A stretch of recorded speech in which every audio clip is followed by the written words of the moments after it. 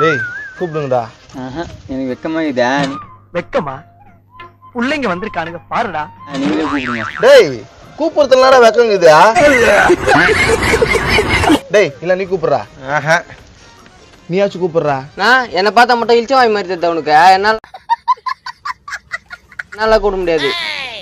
Sir sir யாருப்பா நீங்க? Sir நீங்க யாரும் இல்லை, நீங்க போங்க நீங்க. டேய் இந்த ஊர் தானே? ஐயோ எனக்கு வெக்கமா இது.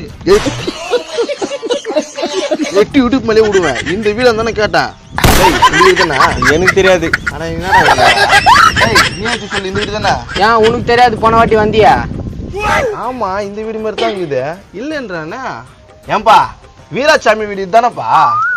வீராசாமி. ஆமா, அவர் எப்படி இருப்பாரு? இவன் எப்படி இருப்பாருன்னு கேக்குறான். டேய் எப்படா இருப்பாரு?